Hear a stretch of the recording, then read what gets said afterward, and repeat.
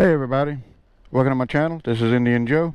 Today we are going to talk about my Saddlemen road sofa on my Indian Chieftain. Hey everybody, how's everything going? I have finally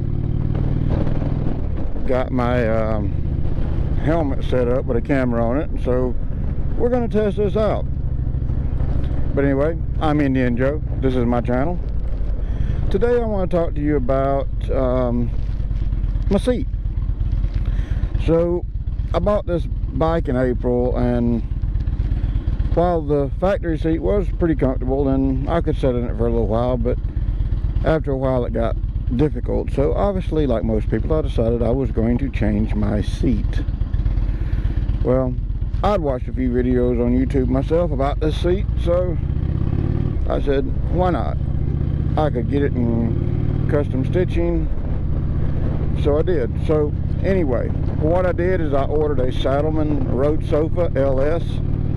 LS stands for lattice stitch. By the way, I love that power windshield. And so we're going to talk about it. I have put about 1,000 miles on the seat, and I wanted to share my opinions. Note, these are just my opinions and mine alone.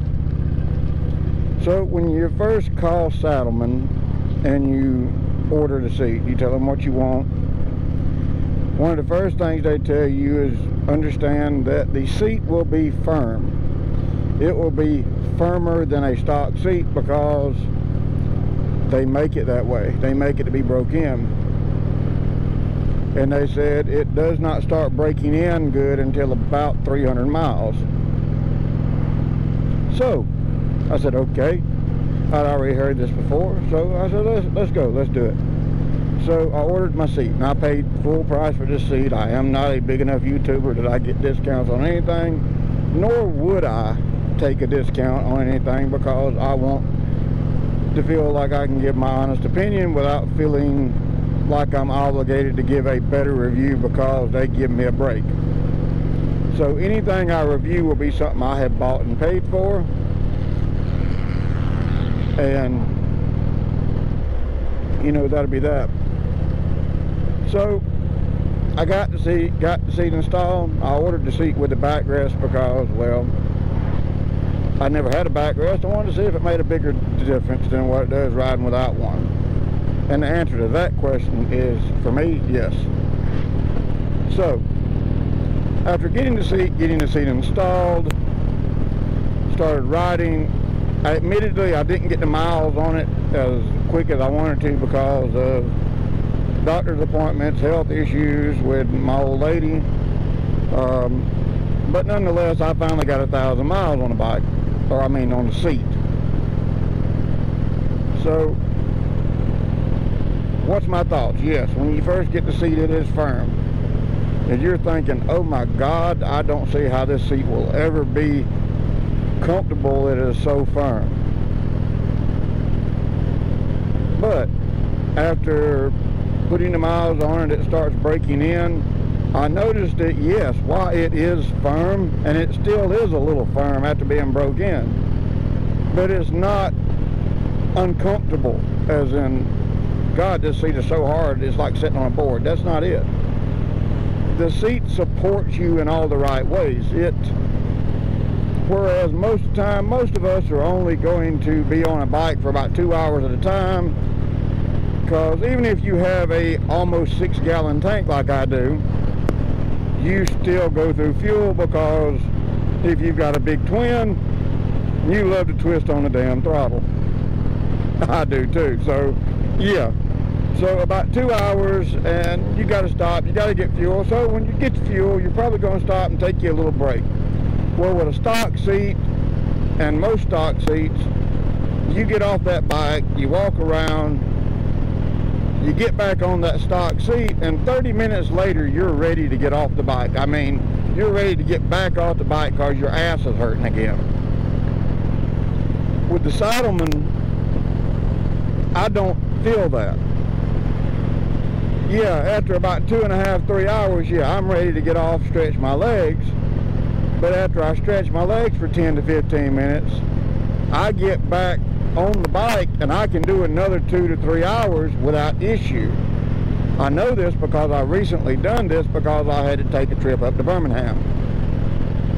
And Birmingham is a 6-hour round trip to me. So yeah. And back, and I love having the backrest because it allows me to lean back and take the tension off my back so that I can enjoy my ride without getting 4 hours into a ride and being like, oh God, my back is killing me, I'm ready to get the crap off this bike. I mean, so in short, I love the seat. I absolutely love the seat. And I don't know how well the wind noise is on this. I got the mic routed inside the helmet. This helmet does not have a chin curtain, so I hope y'all will be able to hear me and that I'm not recording this video in vain. But yeah, I love the seat, and I would recommend the seat if anyone wants to get one, because it will make a difference. I'm not saying you're going to be able to ride 5 hours straight on this seat, because 5 hours in any seat, in my opinion, is going to be rough. But even though this seat, after being broke in, is still a little firm, it supports you in the right ways. In other words, it doesn't cause unneeded pressure on your sciatic nerve and your what was it called? I can't think of it. The bone, your tailbone. It doesn't cause a lot of unnecessary pressure on that. Now, it's probably a little bit uncomfortable with me because I don't have much of a rear end. All my weight is in my stomach. I have no ass at all. Sorry, that's just being blunt.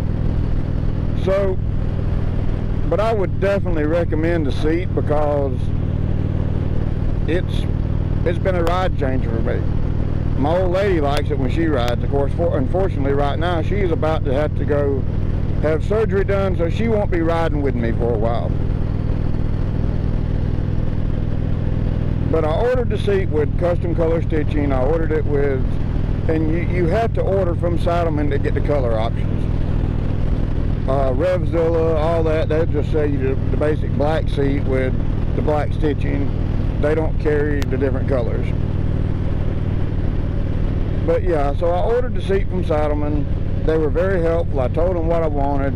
They said, because I originally wanted a different seat, and they're like, well, we don't recommend that seat.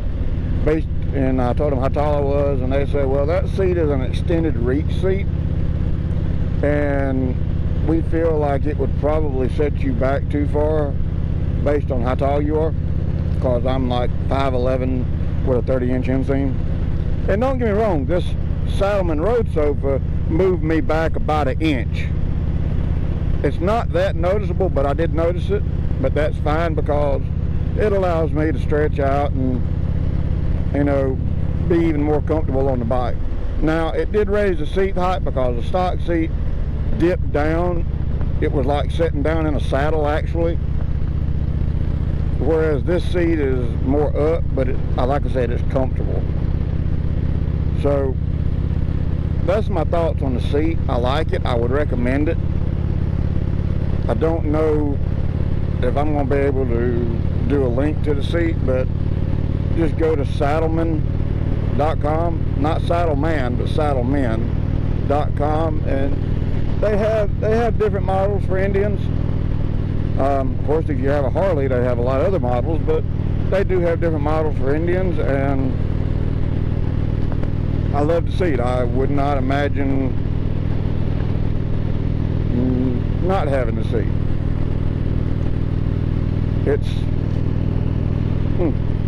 I don't know if I can think of anything else to say other than to say I really do love the seat, and I would recommend it if you want to get one.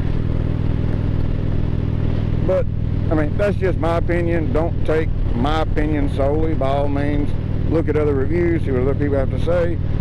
But it is going to be firm when you first get it. It will be firm. I mean, it's going to be like, God, this is real firm.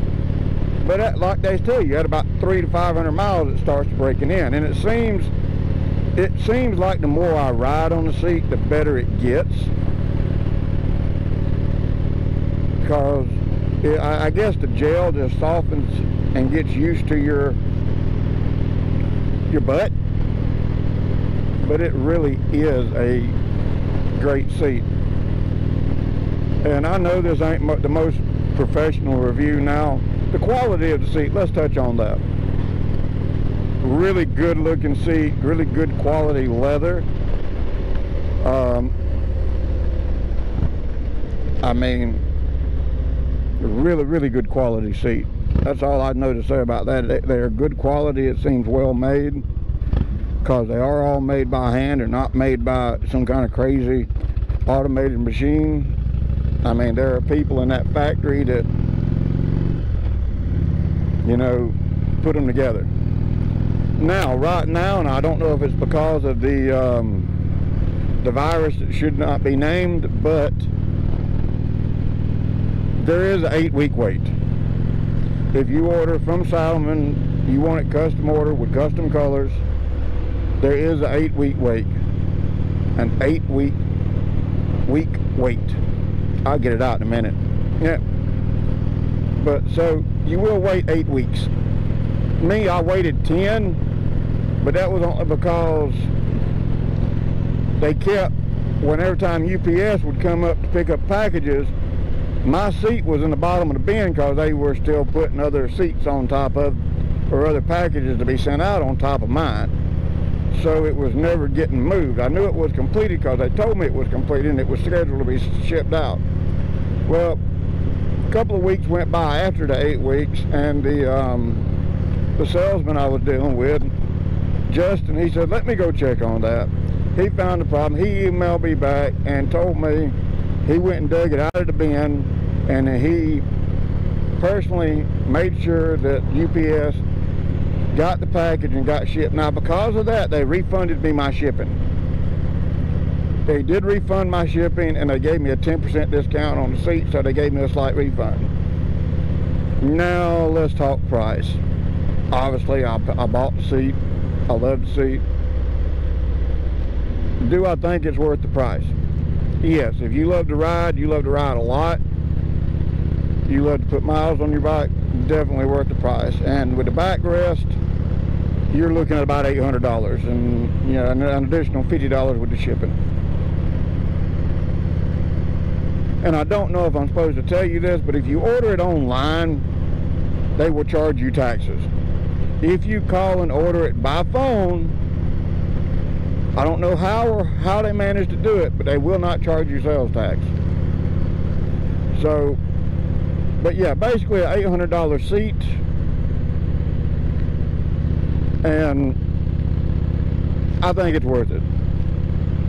If I had it to do over again with the information I have now, I would totally do it. I can't compare this to other seats other than the stock seat because, well, I've never owned any other seat. I've never owned a Corbin. As a matter of fact, this is the first bike I've ever put an aftermarket seat on, because I've always just dealt with the factory seats. But anyway, I think this is long enough for this video. So if you don't mind, like, subscribe, because I will be putting out more videos. I plan to do some helmet reviews in the future. I just have to figure out what helmet I want to buy, because obviously if I want to review a helmet, it's going to be one I'm going to want to use. But I will be doing other videos. I'm thinking about my next video getting one of those Quinn helmets. I mean, it's a Bluetooth helmet. I'm thinking about getting one. We'll see how that works.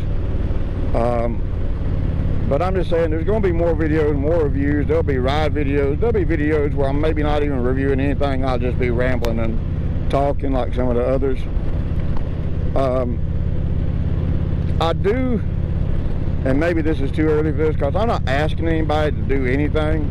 I did sign up and create a Patreon in the event that I wanted to start pushing for Patreon. I may link that in the box below. If I do, it's up to you. I mean, obviously, if you want to support the channel, that money will go toward maybe more cameras, or that money will go toward buying products to review. And in that case, if you do support, if you do give money through Patreon, obviously I will, you know, post stuff in Patreon, and I might, or I probably would get y'all's opinion about, hey, what do you think? Should I review this helmet or this helmet? Stuff like that.